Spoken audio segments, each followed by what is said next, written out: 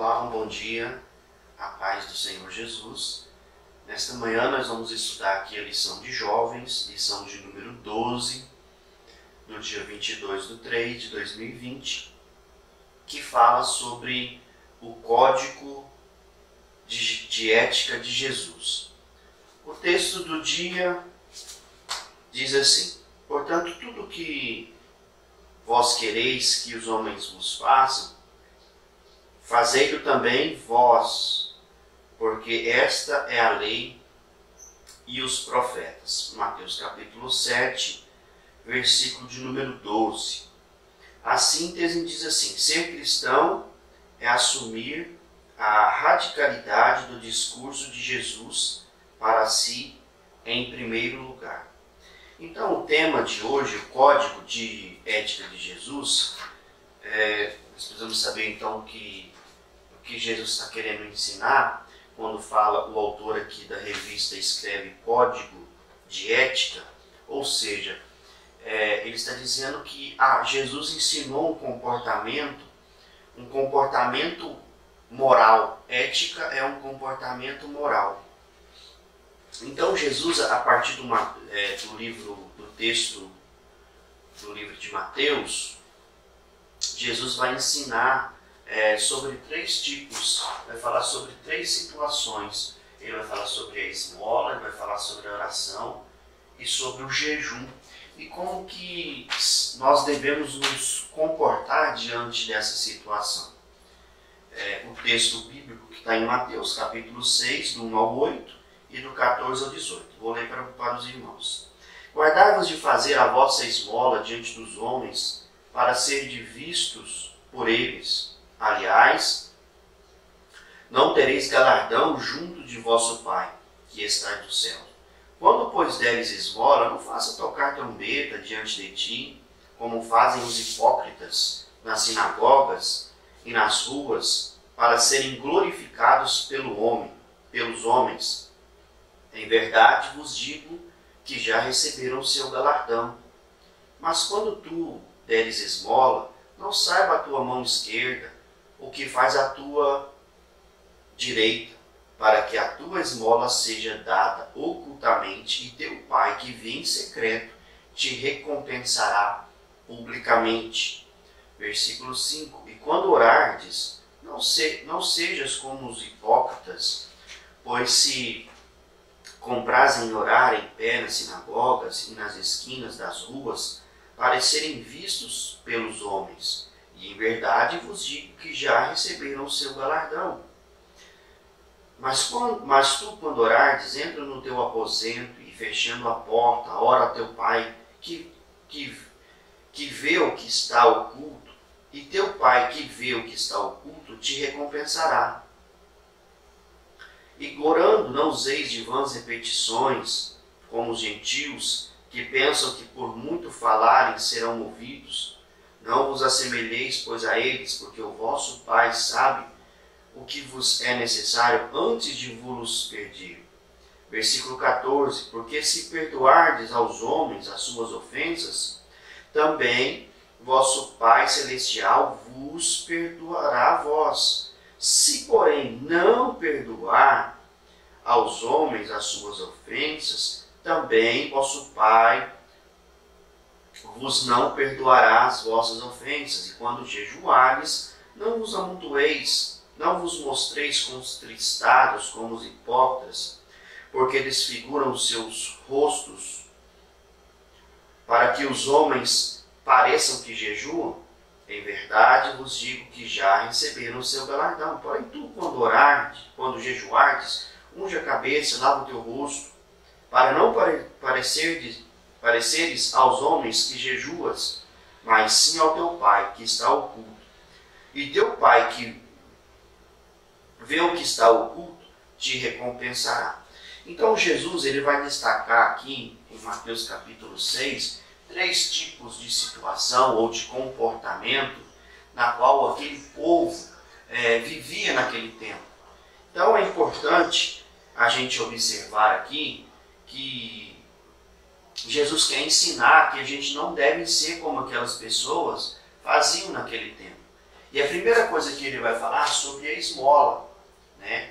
E nós vamos ver bem aqui no nosso primeiro tópico, esmolas, oração e jejum.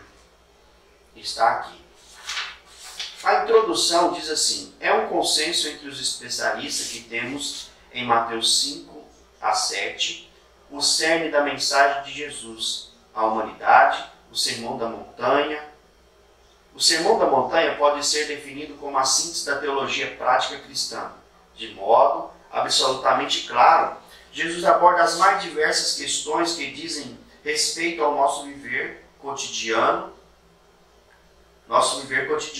Felicidade, testemunho cristão, disciplinas espirituais, relação, graça e lei são algumas das temáticas discutidas pelo Mestre nessas espetaculares linhas. Ou seja, vamos falar um pouquinho aqui o que Jesus ele vai nos mostrar através desse texto de Mateus, né, capítulo de número 6, as formas na qual as pessoas estavam vivendo, e Jesus está mostrando que não é esse padrão ético para que as pessoas vivam. Ou seja, eles viviam um tempo no qual eles achavam que quando eles davam as suas esmolas, eles tinham que aparecer, tinham que se mostrar, e não é esse o padrão que Jesus nos ensina. Primeira situação que Jesus mostra, ele está falando de quem? Ele está falando das esmolas. E ele fala que quando derdes, quando fazer a sua esmola, guardai-vos de fazer a vossa esmola diante dos homens, para serem vistos. Ou seja, esse era um padrão daquele tempo. As pessoas queriam ajudar uma pessoa necessitada, né? Mas elas também queriam que todas as outras pessoas, a sociedade, visse que ela estava ajudando alguém necessitado. Jesus está falando, Jesus está dando uma recomendação. Guarda disso, não faça isso, para serem vistos por eles. Aliás, não tereis galardão junto de vosso Pai, que está no céu. Aí ele vai dar o padrão ético-moral, a conduta. Quando, pois, deres esmolas, não faça tocar em trombeta, ou seja, não anuncie, não faça anúncio. Não troca trombeta diante de ti, como fazem os hipócritas nas sinagogas e nas ruas, para serem glorificados pelos homens. Em verdade, vos digo que já receberam o seu galardão. Aí ele vai mostrar, mas quando tu deres esmolas, não saiba a tua mão esquerda o que faz a tua direita. E aqui nós podemos usar no Mateus capítulo 6, versículo 3, uma tipologia clara assim, quando Jesus está dizendo, olha, se a tua mão der, a tua mão esquerda não saiba, né? Ele fala da esquerda. Quando a tua mão direita der alguma esmola, ajudar alguém, que a tua mão esquerda não saiba. Ou seja, tipologicamente, Paulo fala que nós somos membros do corpo de Cristo. Ou seja, aplicando para a nossa vida física e como igreja, como corpo de Cristo, Jesus está dizendo assim, olha, um membro não precisa de saber que o outro está dando esmola, que o outro está ajudando, né? Porque a recompensa vem do Senhor. Então não precisa das pessoas saberem, as pessoas vizinhas, os seus vizinhos ali onde você convive, no bairro, na cidade, ou lá mesmo na igreja, porque algumas pessoas, elas tendem, naquele tempo, e hoje em dia não é muito diferente, as pessoas elas querem se mostrar, que elas conseguem ajudar mais, que elas conseguem fazer isso ou aquilo mais do que as outras, por uma condição financeira melhor. E Jesus está ensinando aqui, não saiba a tua mão esquerda. Então não precisa saber quando você for. E aqui é interessante que a gente poderia ter uma diferença de esmola e oferta, né? Então nós podemos colocar aqui, oferta, que é diferente, porque quando Jesus está trabalhando todas essas três situações, há algumas diferenças, né? Há alguns paralelos.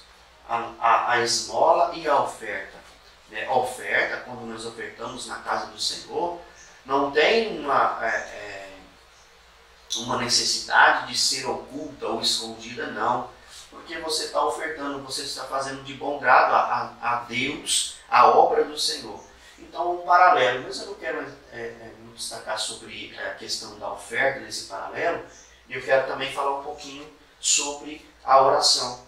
Porque se a gente pegar o texto de Mateus, capítulo de número 6, onde Jesus fala também sobre a questão da oração aqui, no capítulo 6, e logo após que ele fala sobre a esmola, ele dá a sua recomendação, a sua ética, ou código de ética moral, o seu comportamento, como nós devemos nos comportar diante dessa situação, né? Então, quando a gente fazer alguma coisa para uma pessoa necessitada, para uma pessoa que precisa de uma cesta básica, para uma pessoa que está passando dificuldades, seja ela no seu vestuário ou na sua despensa, na sua alimentação, nós não devemos o quê?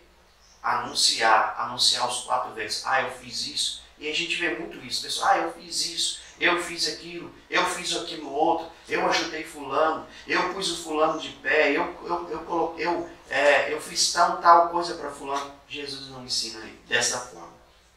E logo após aqui, então, agora ele vai falar sobre,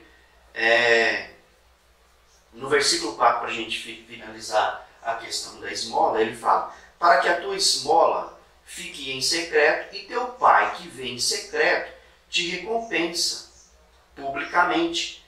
Esmola não é uma oferta. Uma é secreta, que seria a esmola, mas a oferta publicamente. Eu não vou entrar em tantos os detalhes da oferta, mas a oferta, sim, ela é pública. Aí ele vai falar sobre oração. Dentro da oração, aí ele fala no versículo 5, quando orares, não seja como os hipócritas. Você está vendo que ele vai colocar sempre a condição dos hipócritas, das pessoas que estavam fazendo erradas, que falavam alguma coisa, mas não viviam aquilo que estavam falando, né? Diziam coisas, mas não viviam aquilo na prática. Porque eles amam orar em pé nas sinagogas e nas esquinas das ruas para serem vistos pelos homens. Em verdade vos digo que já receberam a sua recompensa. Ou seja, a recompensa dessas pessoas que fazem tais atitudes ou tomam tais decisões, atitudes para serem vistos, que já estão recebendo a sua recompensa. Mas Jesus está ensinando que não é assim que deve se fazer, porque a nossa recompensa é de Deus. Quem vai nos honrar publicamente é o próprio Senhor. Jesus vai nos recompensar publicamente. A recompensa dessas pessoas que fazem isso e anunciam é só ser vista pelos homens, sendo que Jesus tem coisas muito maiores para nós. Então ele já, no versículo 6, ele fala, não é dessa forma, não é como os hipócritas, não é nas esquinas para serem vistos. E aqui eu quero abrir um parênteses. Jesus não está proibindo de você orar em uma praça. Jesus não está impedindo de você orar em uma sinagoga. Não, Jesus não está dizendo isso. Porque nós temos também aqui, na oração, pelo menos, vamos dizer assim, temos a oração onde nós estamos sós, sozinhos. Temos que estar sozinhos. E a oração onde é coletiva.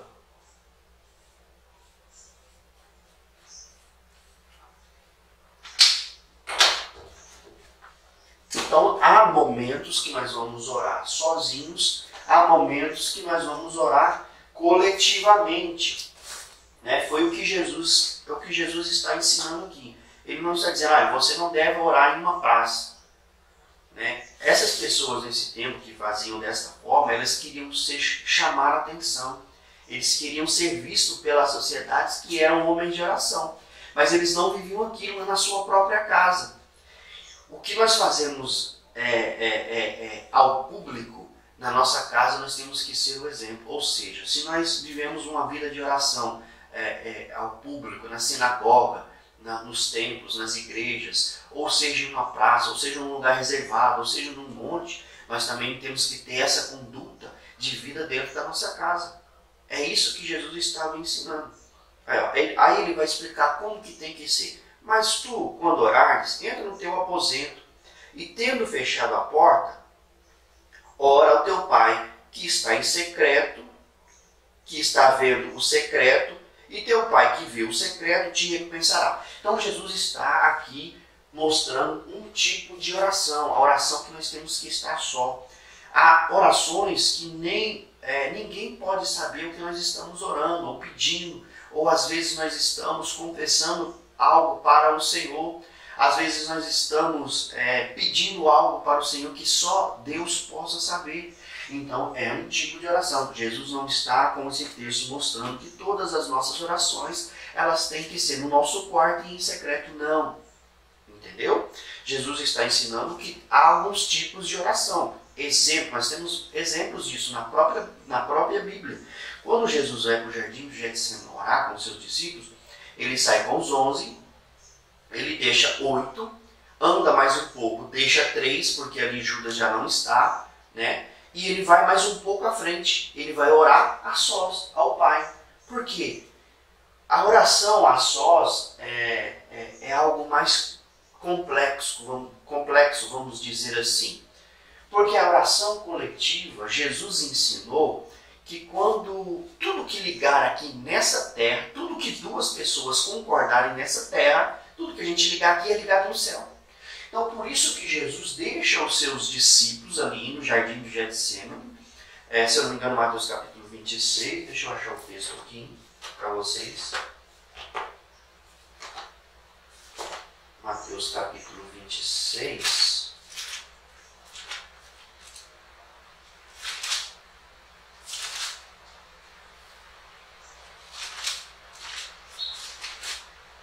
Mateus capítulo 26, a partir do versículo 36, ele vai estar ali orando no Getsemane, mas tem uma hora que ele vai ficar sozinho. Porque Jesus, como homem, ele queria que passasse aquele cálice. Se Jesus orasse com Pedro, Tiago e João, dizendo: Senhor, passa de mim esse cálice, os 3 discípulos ali que ficaram naquele lugar com ele, se eles estivessem juntos, ou os 11 discípulos dissessem a mesma coisa, passa esse cálice, Jesus não poderia ser morto e crucificado. Então Jesus vai orar sós, porque a própria palavra do Senhor, em Mateus capítulo 18, vai falar sobre a oração coletiva. Em Mateus capítulo 18, nós temos a oração que Jesus disse que ensinou: se 2 pessoas ou mais concordarem. Mateus capítulo 18, ele diz assim, Mateus 18, 19: outra vez vos digo, se 2 de vós concordarem na terra acerca de qualquer coisa que pedirem, ou seja, em oração, isso lhes será feito por meu Pai que está no céu. Pois onde estiverem 2 ou 3 congregados em meu nome, aí estou no meio deles. Então nós temos aqui 2 tipos. A oração que nós devemos estar a sós é uma oração que às vezes nem a nossa esposa pode estar do nosso lado. Porque dependendo daquilo que eu for pedir para Deus e ela concordar ou vice-versa, Deus vai ter que fazer. Porque o texto, a palavra do Senhor ensina dessa forma: tudo que você concordar aqui na terra vai ser o vosso Pai, nosso Pai, que é Deus, ou Jesus Cristo, Ele vai fazer por nós aquilo que nós pedimos. Então são tipos de oração. A oração sozinho e a oração coletiva. Né? Está caindo uma chuva ali fora, deve estar ficando um barulhinho de chuva aí. E depois ele vai dizer aqui o próprio texto. Mateus 7. E a orar não usei de vãs repetições, como gentios. Então ele está aqui também colocando um tipo de padrão em nossa oração. Que a nossa oração não deve ser como vãs repetições. Como fazem os gentios que pensam que pelo seu falatório serão ouvidos. Jesus aqui também, nesta fala, não está dizendo que nós não devemos orar por longos períodos, não. Jesus, Ele conhece todas as nossas necessidades, sim, mas Jesus está dizendo aquelas pessoas que sempre oram as mesmas palavras. Sempre as mesmas coisas, entendeu? E versículo 8: não façais vós semelhantes a eles, porque Deus, o vosso Pai, sabe que tendes necessidade, antes mesmo que lhe pensais. O profeta Jeremias, ele disse, né, ele escreveu, o próprio Deus falou, antes que a palavra venha à minha boca, o Senhor já conhece, Ele é Deus, Ele conhece todas as minhas e as suas necessidades. Mas Ele quer, por que nós devemos orar? Porque Ele quer que nós entregamos nas mãos dEle todas as nossas anseios, dificuldades, todos os nossos problemas têm que ser entregues nas mãos dEle. É por isso que nós devemos orar. E nós temos exemplos de oração coletiva, vários temos Atos capítulo 1. Atos capítulo 1, versículo 14 e 15, fala onde eles ficaram ali em oração. Vou colocar aqui, Atos, nós temos Mateus 18, nós temos Mateus 26, 36, e nós temos Atos dos Apóstolos.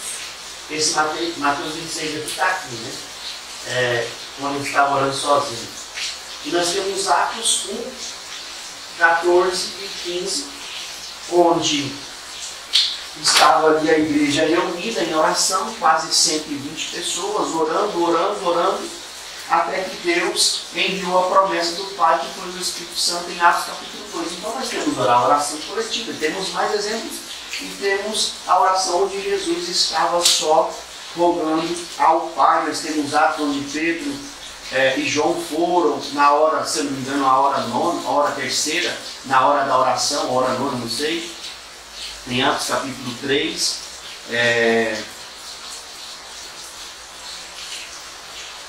Atos capítulo 3, Pedro e João, eles foram para o templo na hora da oração, e juntos eles foram orar nas sinagogas. Não é que Jesus, dizendo que os hipócritas faziam dessa forma, que ele estaria proibindo a gente orar em sinagogas. Não. Está dentro de um contexto onde eles não viviam aquela prática. Atos 3:1. Pedro e João subiram juntos ao templo à hora da oração, que era a nona hora, ou seja, 3 horas da tarde. Eles estavam indo orar, ali eles encontram uma pessoa enferma, pedindo esmola. E o que Pedro faz? Olha, eu não tenho ouro nem prata, mas o que eu tenho eu te dou, Jesus Cristo. Levanta-te e anda. Então, na questão da oração, Jesus dá este ensinamento, e agora ele vai falar, versículo 8: não façais semelhantes a eles, porque Deus, o vosso Pai, sabe que tens necessidade, antes mesmo que lhe peçais. Portanto, aí agora ele vai passar para o terceiro tópico, que é a questão do jejum. Ele vai ensinar a oração. E aqui eu quero deixar algo bem frisado para vocês, porque aqui há um pedido. Porque os discípulos, eles pediram para que Jesus os ensinasse a orar. Né? Foram os discípulos que pediram: Jesus, nos ensina a orar. Porque eles viam em Jesus, eles viam no Mestre um homem de oração, um homem que estava em constante oração. Então o que eles pediram? Ensina-nos a orar. Eles não pediram bens materiais, eles não pediram fazendas, eles não pediram nada, coisas físicas ou terrenas, mas eles pediram algo que os levava a alcançar a Deus, o trono, porque eles viam Jesus descer do monte depois de períodos de oração, Jesus fazendo milagre, Jesus curando, Jesus libertando, Jesus fazendo grandes coisas. Então eles pedem isso. Aí Jesus então agora vai ensinar sobre o jejum. A partir do versículo 14, ele começa dizendo: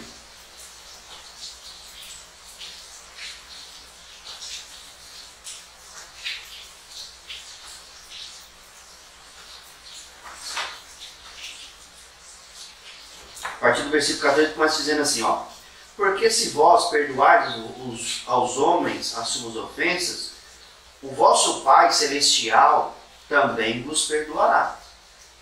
Mas se não perdoardes os homens as suas ofensas, tampouco o vosso Pai perdoará as vossas ofensas. a condição aqui do perdão. O perdão tem uma condição. Se nós perdoarmos os homens as ofensas deles, nós também seremos perdoados. Aí Jesus diz em Mateus capítulo 6, versículo de número 15: mas se não perdoardes os homens as suas ofensas, tampouco vosso Pai perdoará as vossas ofensas. Então há uma condição para o perdão. Para que Deus me perdoe, eu também tenho que perdoar.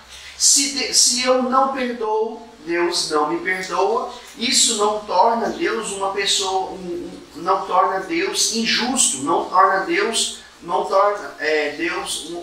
alguém não misericordioso. Não. Deus está praticando a justiça. É assim que funciona a justiça, assim que funciona a misericórdia. Tudo parte do princípio da justiça de Deus. Deus não pode quebrar esses princípios. Se eu sou injusto com alguém, Deus não vai praticar justiça comigo, porque eu estou sendo justo. Se eu não perdoo, Deus também não vai me perdoar. Então, se eu não uso de misericórdia, Deus também não vai ter misericórdia de mim. E é interessante porque, olha que Jesus disse em Mateus capítulo 18, porque a falta de perdão nos lança nos verdugos. Olha o que Jesus disse em Mateus também, capítulo 18, versículo de número 35, 34 e 35. Ele vai contar uma história, Mateus capítulo 18, versículo de número 34 e 35. Ele vai contar uma história de um senhor que o seu servo tinha uma dívida, e ele diz assim, Mateus 18, 34. Então, indignado, o seu senhor entregou os verdugos até que pagasse tudo o que lhe devia. Ou seja, esse servo aqui, ele tinha uma dívida com o seu senhor. Esse senhor aqui, aqui uma parábola que Jesus está usando, um proprietário de algo, de uma fazenda, de algo, Jesus está contando essa parábola. Ele tinha servos e esse servo ficou devendo a Jesus, ficou devendo a esse senhor, e esse senhor perdoou essa dívida. Só que esse servo também tinha servo. E esse servo não perdoou a dívida dos servos que ele tinha. Aí o Senhor falou para ele, esse proprietário que estava acima dele, disse, então indignado o seu senhor entregou os verdugos até que pagasse tudo que lhe devia. Assim também, Mateus capítulo 18, versículo, assim também fará convosco o meu Pai Celestial, se no teu coração não perdoardes cada um do seu irmão. E então é entregue a açoites, é entregue a disciplinas, é entregue a problemas e a dificuldades, quando nós não perdoamos. Isso, agora ele vai entrar sobre a questão do jejum. Mateus capítulo 6, continuando aqui, versículo 16. E quando jejuardes, não vos mostreis sóbrios como fazem os hipócritas, porque eles desfiguram o rosto para mostrar aos homens que jejuam. Certamente vos digo que eles já receberam a sua recompensa. Jesus está mostrando mais uma vez um código de conduta, um código de ética, de como se portar, porque ética, como eu já disse para vocês, é um comportamento moral. Como essas pessoas, como os hipócritas aqui estavam, como que era o comportamento deles na questão do jejum. Quando eles jejuavam, eles desfiguravam o seu rosto. Ou seja, eles se mostravam abatidos, eles se mostravam ali, né, como coitadinhos, como miseráveis. E Jesus os intitula como quem? Como hipócritas.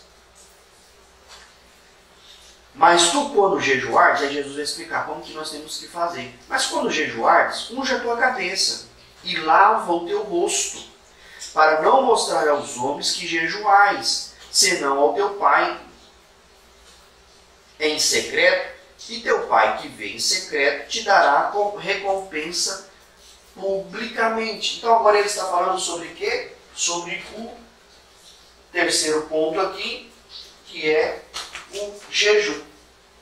Então, aquele tempo as pessoas eles estavam jejuando, abstendo-se de comida, de alimento, de água. mas eles queriam mostrar que estavam jejuando, eles queriam mostrar que eram melhores que as outras pessoas. E Jesus está mostrando na sua palavra que não é dessa forma. Que não é dessa forma. E eu quero deixar aqui para vocês, quando nós falamos de jejum, eu não quero dizer que está errado aqui, quando a pessoa se abstém de comer ou se abstém de beber, quando ela faz esse tipo de jejum. Mas o jejum correto que Deus deixou na sua palavra é o de Isaías capítulo 58. Capítulo 58. Esse é o jejum que ele escolheu. Ele diz aqui, eu quero ler só um pequeno trecho para vocês, de Isaías capítulo 58, que fala sobre o jejum. Jesus explicou aqui em Mateus capítulo 6 que não deve ser como aquelas pessoas que ficavam com o rosto desfigurado, mostrando evidências de que estavam em jejum. Mas em Isaías capítulo 58, Deus falando, capítulo 58, do 1 ao 6,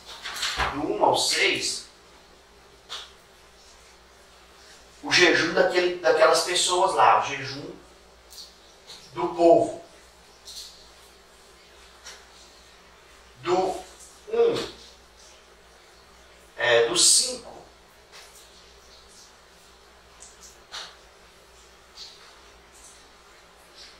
Do versículos, aqui é do 1 ao 5, e aqui é do 6.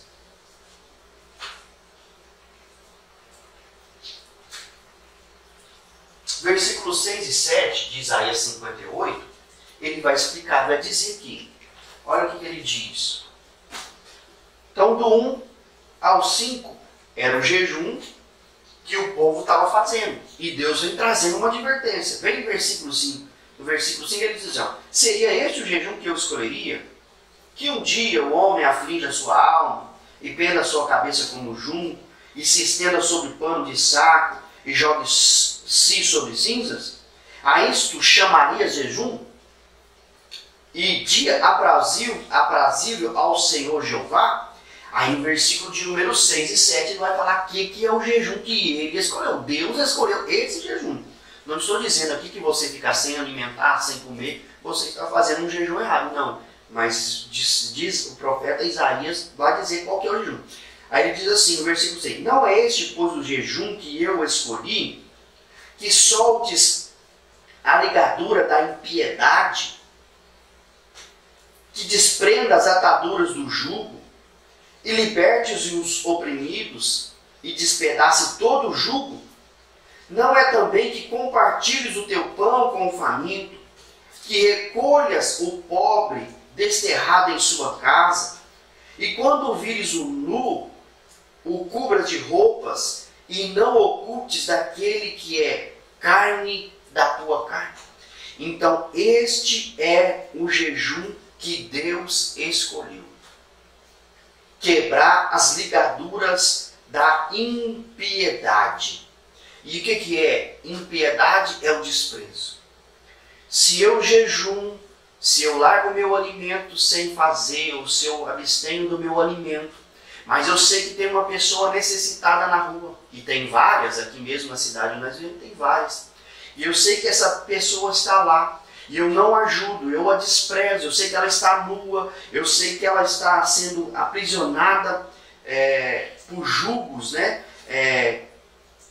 Por julgos, eu sei que ela está sendo aprisionada por uma opressão maligna, e eu não faço nada. Eu estou sendo o quê? Eu estou praticando a impiedade. E é o que Deus está falando, ó. Que soltes a ligadura da impiedade, que desprenda as ataduras do jugo, e libertes os oprimidos e despedace todo esse jugo. Ou seja, jugo é aquilo que a gente coloca sobre as pessoas e a gente mesmo não pratica. Não é também que compartilhes o teu pão com o faminto? Ele está dizendo, compartilha o teu pão. Recolhas o pobre desterrado. E quando ouvires nu, cubras de roupa, e não ocultes daquele que é carne da tua carne. Ou seja, se eu me escondo desse tipo de pessoa, se eu não pratico isso, eu não estou praticando o verdadeiro jejum que Deus escolheu. Do versículo 8 até o versículo de número 12, Deus vai falar sobre 15 bênçãos. Então, do 8 a 12, as bênçãos provenientes do jejum que Deus escolheu. Do capítulo 58, 8 a 12, as bênçãos. Do 1 ao 5, era o jejum que o povo estava fazendo naquele tempo. Do 6 ao 7, o jejum que Deus escolheu. Porque havia muito pobre, as pessoas estavam famintas na rua e as pessoas com comida em casa fazendo jejum. Com roupa e as pessoas nuas. Do 8 ao 12, vai falar sobre 15 bênçãos. 15 bênçãos decorrentes quando eu pratico o jejum de Isaías, capítulo de número 58. Então nós praticamente falamos desse tópico aqui, resumimos bastante esse tópico que fala esmolas, oração e jejum. No tópico 2 aqui, os cuidados, no segundo parágrafo do primeiro tópico, cuidados para não sermos enganados pela maldade de nosso próprio coração. Então agora ele vai falar sobre o quê? Sobre o coração, pela maldade do nosso coração. E ele usa o texto de Jeremias capítulo 17, Jeremias capítulo 17 de número 9, que diz que o nosso coração ele é enganoso. Mas o coração do homem enganoso é o coração que ainda não foi certificado. Porque nós temos o coração enganoso, nós temos o coração que pode ser cheio de coisas boas ou de coisas ruins, que está em Mateus capítulo 12, 34 e 35. E nós temos em 1 João capítulo 3, 19 e 20, a Bíblia fala sobre o coração certificado. Então nós temos aí pelo menos 2 ou 3 tipos, né, de pessoas. Vamos colocar 2 tipos de coração. O coração que é enganoso e o coração que é certificado por Deus. O coração segundo o coração de Deus. Lembra de Davi, o homem segundo o coração de Deus? Por que ele era um homem segundo o coração de Deus? Porque ele guardava a palavra. Porque Mateus capítulo 12, que eu quero ler para vocês, Mateus capítulo 12, versículo 34 e 35,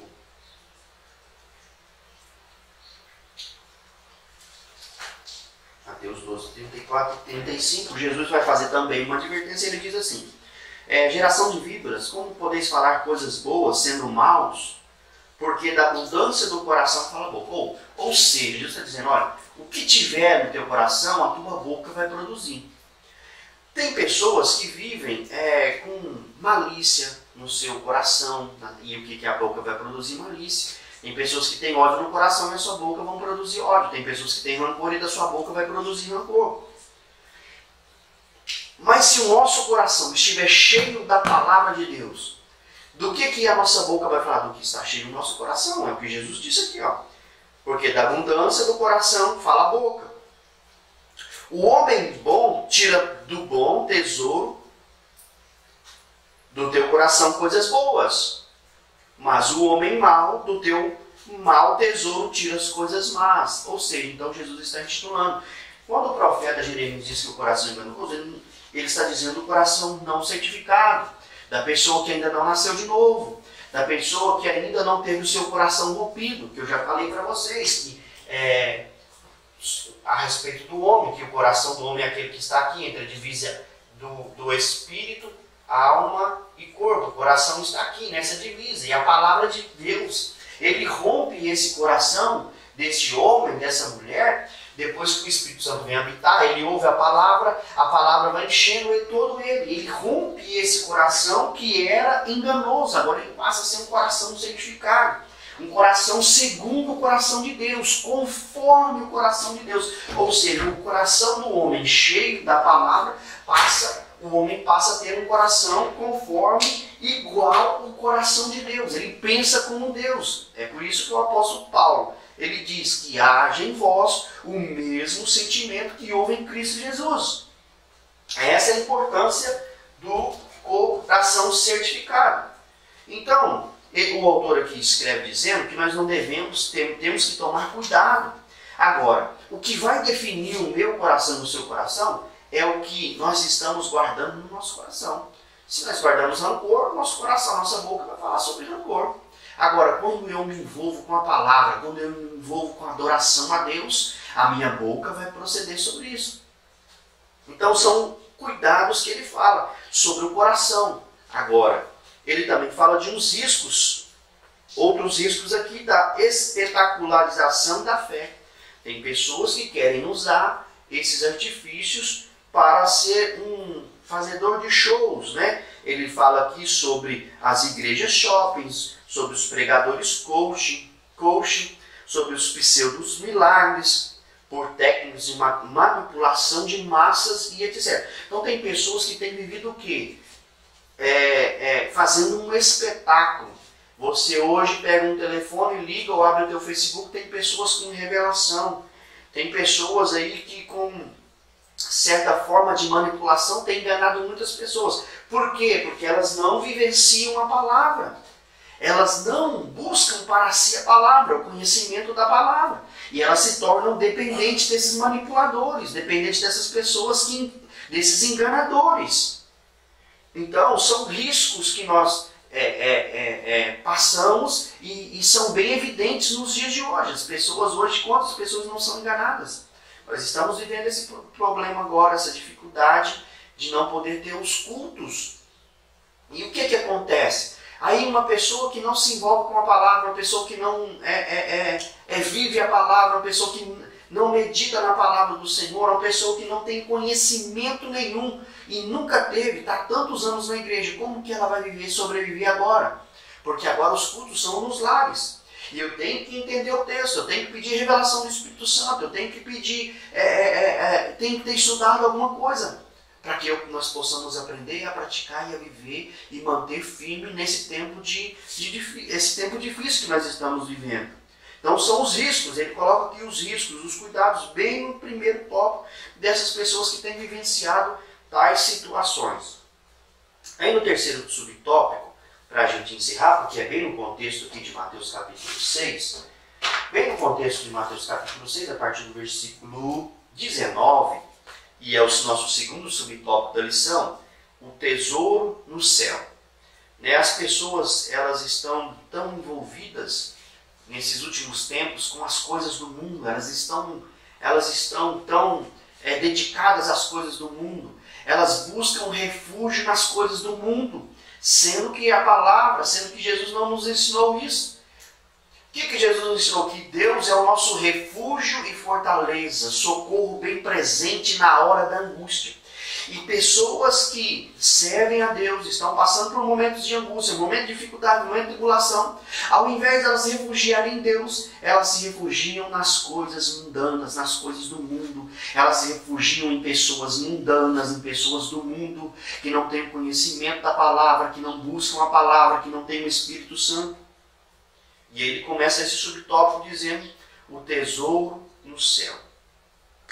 Que tesouro é esse? Porque Jesus diz aqui em Mateus capítulo, vou ler para vocês, que é bem continuação do contexto que nós utilizamos para essa lição, que o autor utilizou para essa lição.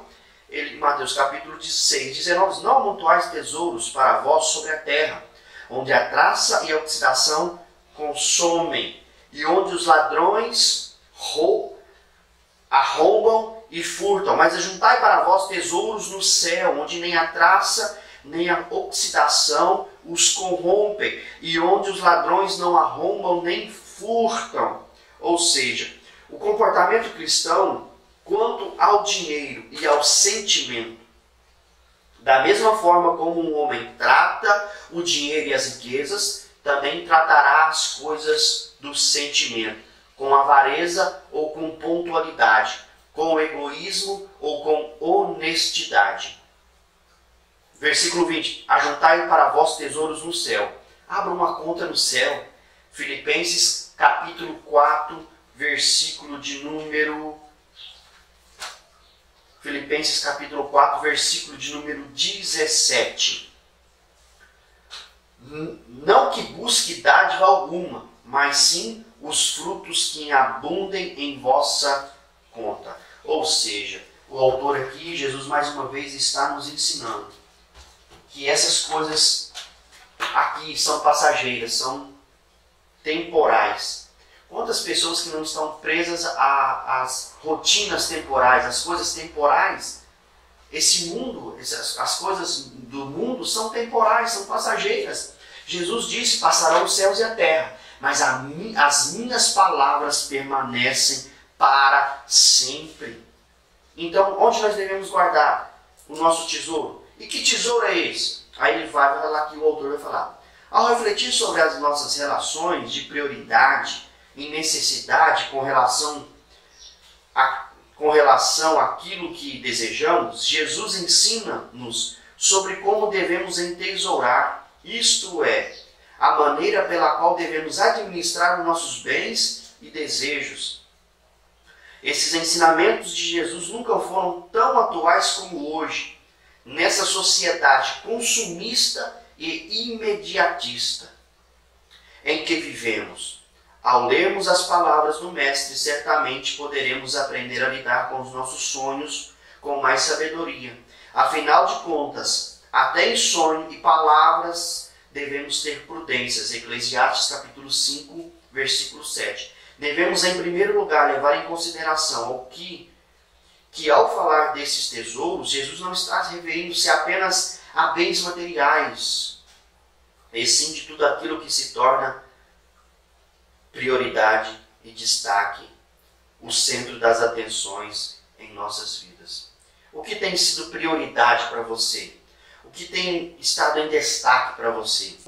O que é o centro das atenções em nossas vidas? O que te chama a atenção? O que leva você, envolve em você de uma forma que te domina? O que te leva a isso? O que está te dominando? O que está te chamando a atenção em tal ponto que está dominando a sua vida? Por sua vez, a oposição inerente entre terra e céu demonstra a variabilidade de objetos, pessoas ou circunstâncias que podem referir-se a esses tesouros. Se levarmos em consideração o amplo contexto em que tais palavras foram proferidas, isto é, o Sermão do Monte, podemos entender tais recompensas como as consequências imediatas de nossas ações. Aqueles que buscam a glória terrena receberão seus galardões imediatamente. Foi o que Jesus disse. Aquelas pessoas que estavam buscando ali jejuar, dar esmola e aparecer, Jesus diz lá no texto. Olha, o próprio texto diz, Mateus capítulo 6, versículo 2. Aquele que deu esmola, 6:2, ele diz, verdadeiramente vos digo que eles já receberam a sua recompensa, para aqueles a ser visto pelos homens. No versículo 5, olha, quando ele está falando de oração, já receberam a sua recompensa.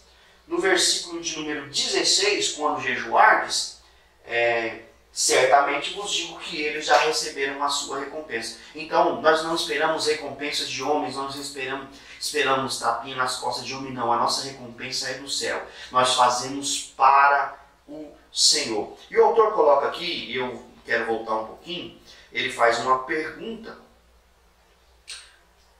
O primeiro aspecto a ser analisado com relação às nossas práticas devocionais cotidianas é a finalidade delas. Ou seja, a prática da nossa esmola, da nossa oferta, da nossa oração, do nosso jejum, qual que é a finalidade delas? Você ora com qual objetivo? Você jejua com qual objetivo? Você dá esmola com qual? Você faz boas práticas com qual objetivo? O objetivo central, o principal e único é a glória de Deus. Tudo o que nós fazemos é para a glória do Senhor. Nós não podemos fazer as coisas para ser vistos pelo mundo, ou pelas pessoas, ou pela própria igreja, ou pela sociedade do seu bairro. Não. Você tem que fazer tudo para a glória de Deus, sabendo que é Deus quem o recompensa. Onde ajuntar tesouros, o próprio texto de Mateus capítulo 6, Jesus disse, mas ajuntai tesouros para vós Mas ajuntai para vós tesouros no céu, onde nem a traça nem a oxidação os corrompe, e onde os ladrões não arrombam nem furtam. Ou seja, as coisas aqui do mundo são passageiras, são temporais, podem ser furtadas, podem ser arrombadas, podem ser destruídas, mas Jesus está ensinando que lá no céu não. Lá não tem, a traça não pode, os ladrões não podem tocar. Aí ele termina dizendo no versículo 21, porque aonde estiver o vosso tesouro, ali estará o vosso coração. Aqui sim é uma luta de dois senhores. É uma luta de dois senhores. Aonde estiver o teu tesouro, está o teu coração. Se o teu tesouro estiver tão somente nas coisas deste mundo, nas coisas temporais, na sua casa, no seu carro, não estou dizendo que você não tem que amar, que você não tem que cuidar da sua casa, do seu carro, da sua família, não. Não estou dizendo isso. Estou dizendo que se você está mais ligado às coisas você vive somente para a sua casa, você vive somente para o seu carro, você vive somente para o seu esporte, você vive tão somente para o seu trabalho, você está depositando o seu tesouro, todo o seu tesouro nessas coisas. Você está ajuntando tesouro tão somente para esse tempo, sendo que Jesus está ensinando que nosso tesouro tem que estar nas coisas celestiais. Ou seja, o nosso coração tem que estar voltado para as coisas celestiais. O nosso coração não tem que estar totalmente, exclusivamente voltado para nossa casa, nosso carro, nosso trabalho, para a nossa sociedade, não. Jesus está ensinando que o nosso coração tem que estar voltado para as coisas celestiais. Paulo diz, pensai nas coisas que são do alto. E, para a gente finalizar aqui, deixa eu ver aqui, para a gente finalizar aqui esse tópico, existem, onde juntar o segundo parágrafo do segundo subtópico. Existem, conforme as palavras de Jesus, duas possibilidades de valorizar aquilo que temos, tratando tudo como um resultado exclusivo do esforço, dedicação e mérito humano, ou como uma consequência da infinita, imerecida e bondosa graça de Deus. Ou seja, tem pessoas que intitulam tudo ali pela sua competência, pelo seu esforço, pela sua dedicação, pelo mérito humano.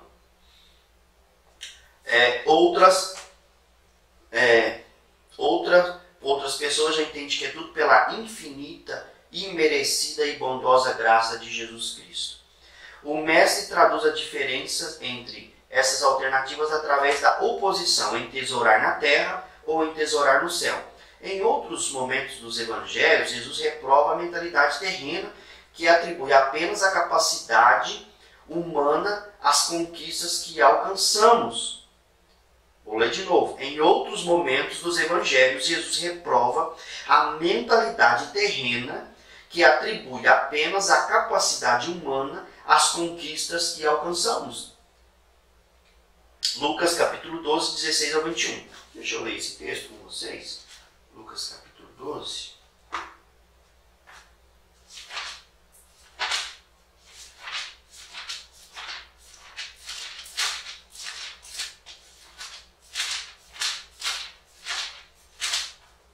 Lucas capítulo 12, versículo 16 ao 21. Também propôs uma parábola dizendo: o campo de um certo homem rico havia produzido abundantemente, e ele discorria consigo mesmo, dizendo: que farei? Porque eu não tenho local onde recolher meus frutos. Então ele disse: farei isso, derrubarei os meus celeiros, e os reedificarei mais amplos, e ali recolherei todos os meus produtos e os meus bens. E eu direi à minha alma: E eu direi à minha alma: alma, tens muitos bens armazenados para muitos anos, repousa, come, bebe e regozija-te. E o que tens armazenado, de que será? Versículo 20. Mas Deus lhe disse: louco, essa noite te requererão a tua alma. E o que tens armazenado, de quem será? Assim é aquele que para si mesmo entesoura e não é rico para com Deus. Então tem pessoas, Jesus contando essa parábola, tem pessoas que são ricas para si mesmas. Elas acham que porque são prósperas, elas são abençoadas, a mão de Deus está sobre elas por ser próspera. Sendo que esse homem aqui era rico, e Jesus está dizendo, em algumas versões vai dizer assim, louco, se ele pedir a tua alma, o que tens a oferecer? Então Jesus está explicando aqui, não. E algum tempo atrás, nós vimos no irmão pregar, e ele disse que Jacó estava cheio de bens, mas ele não estava sobre a bênção de Deus. Ele teve que ter um encontro com Deus ali no Val de Jaboque. Então tem pessoas que são prósperas, que têm uma vida boa, que têm casa, que têm carro, e estão vivendo isso aqui. Olha, eu vou descansar, vou regozijar, porque eu já trabalhei muito, o meu cereiro está cheio, mas ele está falando aqui, ó, mas Deus, loucos, essa noite requererão a tua alma. Vão pedir a tua alma. E aí, o que você tem para oferecer? O que você tem armazenado? Assim, versículo 21, Lucas 12, 21. Assim é aquele que para si mesmo entesoura e não é rico para com Deus. Ele está entesourando para si mesmo e não é rico para com Deus. Ele não tem colocado as coisas de Deus em primeiro lugar. Ele não tem colocado o reino dos céus em primeiro lugar. Em primeiro lugar na vida dele é o bem dele, a fazenda dele, a produção dele, a prosperidade dele. E ele não tem nada de riquezas para com Deus. Então o autor coloca aqui. A lógica do Evangelho é outra, conforme afirma Tiago em sua epístola. Tudo que é bom, tudo que há de bom e temos acesso, tem apenas uma origem, Deus. Olha que maravilha. Tiago 1,17. Esse tipo de análise não retira a responsabilidade e o esforço humano em nada, até porque em vários momentos a Escritura condena o preguiçoso. Ou seja, a Bíblia, Jesus não está ensinando que você tem que ficar parado, que você não tem que correr atrás do seu trabalho, que você tem que trabalhar, que você não tem que estudar. Não. Jesus não está ensinando isso. Mas nós temos que dedicar o nosso tempo ao Senhor. Um tempo ao Senhor também, é claro. Esse tipo de análise não retira a responsabilidade e o esforço humano em nada. Até porque em várias escrituras. Entretanto, reorienta a avaliação humana para o reconhecimento que o Senhor Deus é a fonte de todo o bem existente no universo. Salmo 13,6, Salmo 34,10. Assim sendo, cabe-nos a responsabilidade de valorizar a benignidade de Deus, escolhendo sempre a boa semente que Ele nos dá para plantar. Por fim, mais do que uma lógica mercantil de acúmulo de bens, as palavras de Jesus refletem a necessidade de reconhecer a repercussão eterna de tudo aquilo que fazemos, quer para o bem, quer para o mal. Eclesiastes capítulo 12, versículo de número 14. Quero já ler a conclusão para a gente finalizar. As riquezas dos princípios ensinados por Jesus no Sermão da Montanha devem servir-nos de inspiração para tornarmos pessoas melhores a cada dia. Todos os ensinamentos, esse código de ética que Jesus deixou é para que a gente possa ser pessoas melhores. Ele mesmo disse aqui na revista, bem o autor coloca aqui na revista, na leitura de segunda-feira, ele coloca aqui Mateus 5,48, que é o padrão, e Mateus 5,48 diz assim: sede, pois, perfeitos, como o vosso Pai Celestial é perfeito. Mateus capítulo 5, versículo de número 48. E em Gênesis capítulo 17, versículo 1, Deus diz para Abraão: anda na minha presença e ser perfeito. Deus abençoe, glória a Deus. Essa foi a lição de número 12 para os jovens. Deus abençoe, em nome do Senhor Jesus.